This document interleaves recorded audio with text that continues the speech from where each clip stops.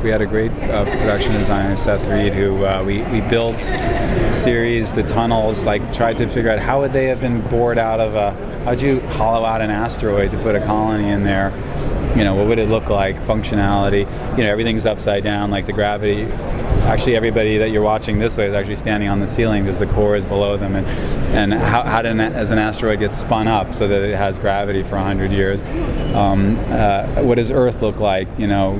How is it very similar to it? We're in New York in our show, and how has it changed? How is it very similar?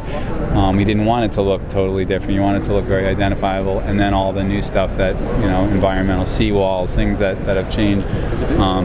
And then the ships, you want a whole nother world. What's the life of an ice hauler? What do the ships look like? They're always breaking down. They're functional. They're not gorgeous, sexy Star Trek ships. And just to create three distinctive worlds that are all part of. Each one feels different, but they're all part of one, and they're all coming together. And that's sort of the fun of the structure. Is you realize all these worlds are really telling one story. And I know Game of Thrones does such a great job of that as well. Right, and Seth was very adamant about having things, not just, this looks cool, but there's a reason why it was that way. Like all the building materials, for example, that were taken up into space would have come from Earth and would look sort of similar. So that would be something that would spread out through the various asteroid stations and the ships, were one thing in the beginning to transport people and materials out. Now they were converted into an ice hauler, so there would be remnants of, one of Mark's favorite things are the murals, luring people out into space. Come in, come to beautiful space. Kind of like a how charter. They did to New Orleans, the French. Yeah, a Martian charter to lure ship. people to New Orleans, and it's like, it's beautiful, look at New Orleans. They'd come and be pestilence. Yeah. Absolute. Yeah. So everything is sort of, that's the great thing. Even the books are that way. They're really based on, how things would happen. Like how would you spin up an asteroid? How would you bore out the tunnels? What would those tunnels look like? And what would the people who inhabited the tunnels, how would they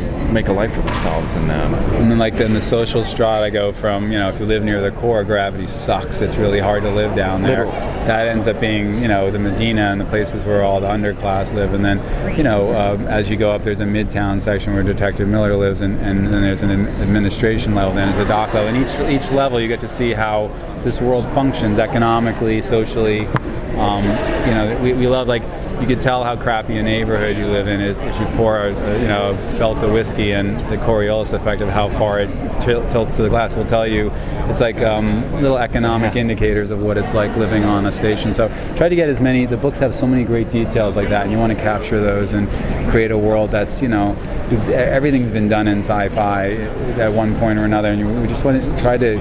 If we just stuck to a real world, we wouldn't end up falling back into tropey stuff that we've seen before. I mean, just want to make it a real world. This asteroid station, let's say it really functions. How does it function, and then how does that look? And so the worlds were really beautifully created, with that in mind, the truth of the story, which is always the best, and whatever we could afford. So.